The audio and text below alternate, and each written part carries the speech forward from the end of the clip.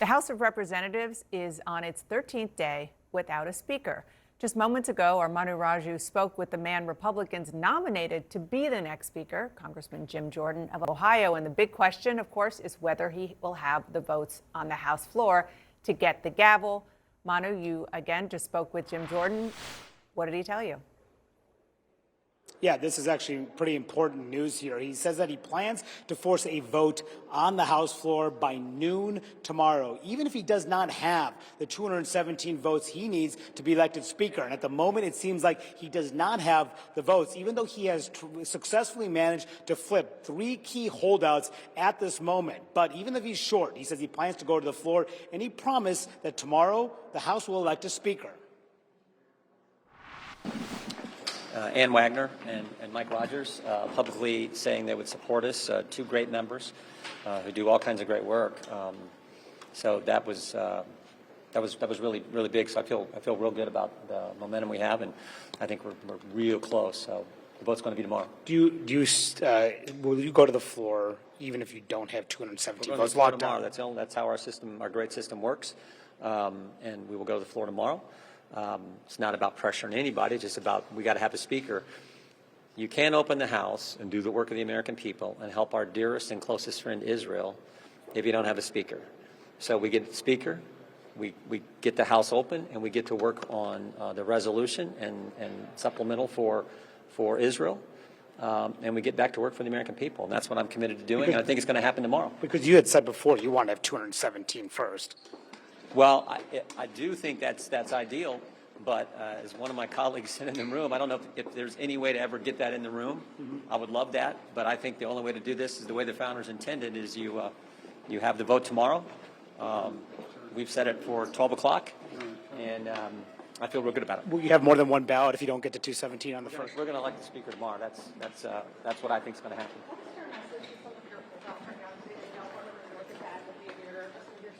We got to come together. We have to unify. We have to come together.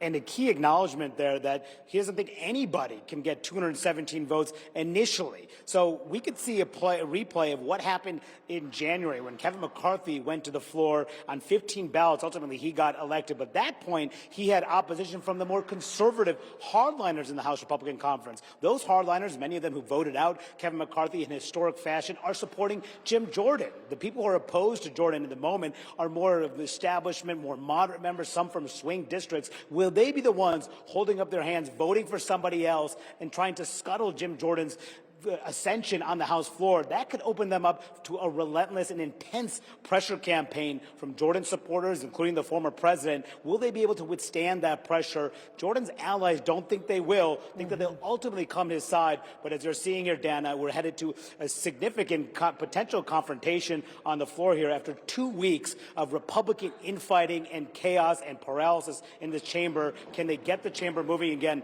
Jordan is betting they can by tomorrow night. Yeah, and I just want to underscore for our viewers the news that you just got out of Jim Jordan, that he is, you said it, but I think it's important to say it again, that he is going to take this to the floor of the House of Representatives tomorrow about this time in order to have a vote, even though he doesn't have that magic 217, which is the majority of those voting at this point, that he needs to be Speaker of the House. He's hoping that he will just push people, twist people's arms, make it happen, much like we saw, maybe not 15 rounds, but much like we saw Kevin McCarthy do in January.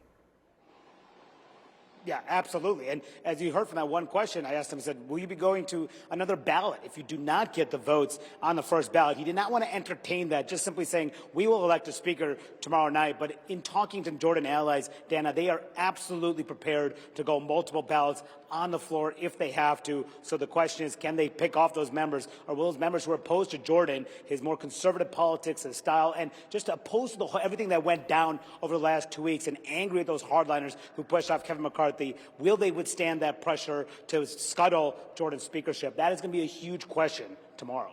Big news from the indefatigable Manu Raju. Thank you so much. Appreciate it.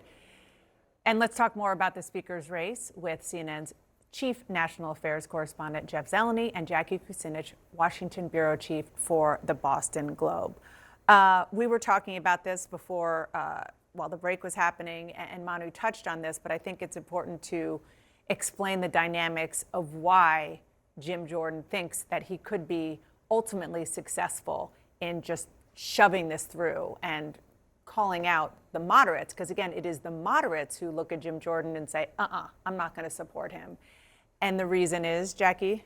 I mean, moderates, it is, I mean, no offense to any moderates out there, but they usually cave. They usually. But there's a cave to reason for it, a pressure. political reason. Because they could be primaried, and they could lose their seat on the front end. Now, the issue is a lot of these moderates are from seats where Biden won. And so they are much more prone to a Democratic challenger than even potentially a Republican challenger. So they're in a tight spot, and they're going to be the first ones that voters take to task if they are angry come November of next year. And there are 18 of those. There are Yes. 18 Republicans in Biden won districts. So that'll be one area to watch tomorrow. But also, as Mani was saying, the three who changed their minds this morning. Let's that we put 'em know up on the about, screen, Sure. Missouri's Ann Wagner, Ken Calvert of California, and Mike Rogers of Alabama. These are all very significant. I'm thinking of Ann Wagner. Last week she was very defiant in that she would not support She's a Jim true Jordan long-term establishment Republican. She has been,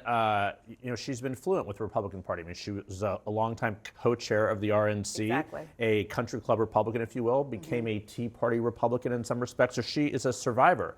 And the primary challenge or threat there certainly applies to her. But look, we will just have to see how this goes tomorrow. But there is momentum in his favor. And also just the events of the world still impact the conversation there, and that sort of helps speed things along for Yes. Jim Jordan. But boy, say if he does become Speaker, talk about something that we never could have imagined, any of us covering Congress Yes. a decade ago during the last government shutdown when A John unity Boehner candidate, called him. no less. Yeah, exactly. When John Boehner called him a legislative terrorist. I'm glad you mentioned that, because if he does win, we're going to be having a lot more conversations about this, but because it looks like we're going to have a vote tomorrow on whether or not he will be Speaker, it bears a discussion right now, which is, you said John Boehner called him a legislative terrorist. When I was covering Congress, when John Boehner was Speaker, Jim Jordan was the bane of his existence. Yeah. Jim Jordan was one of the flamethrowers from the outside. The last thing he wanted was unity. He wanted sort of chaos, because it helped push his ideals. At the time, it was Tea Party or Freedom Caucus, which was lowering spending and things of that nature. Fast forward to the Trump era, and part of why the moderates, as you mentioned, the Republican moderates, are reluctant on Jim Jordan is because of his alleged role, in the January 6th insurrection on that very building where they all work. And just a reminder, this is just reporting from December of 2021, a text that Jim Jordan forwarded to Mark Meadows encouraging Mike Pence to overturn the election. On January 6th, this is the day before, on January 6th, 2021, Vice President Mike Pence, as President of the Senate, should call out all electoral votes that he believes are unconstitutional as no electoral votes at all. This is something that Pence many times since has said was not his role to do. And we know from Jordan himself that he spoke to former President Trump several times that day. It's never known what the conversation was about, but Jordan himself has said that. And I think what this is a big shift for the Republicans, because as we've seen, speakers and minority leaders tend to be people that waited their turn, tend to be people that went through kind of the more establishment Republican channels. Even Kevin McCarthy is someone who kind of came up in leadership in that very traditional vein. Jordan is a departure from that. He got close to Kevin McCarthy, but he didn't come from the John Boehner school of becoming a leader. And what that looks like, I think we're guaranteed to have an even more partisan House. So for the as next a result 24 of hours, this. fascinating to see how many other arms he can twist here. But Yeah. it's heading that direction, but who knows after Yeah. 13 days without a speaker. Well,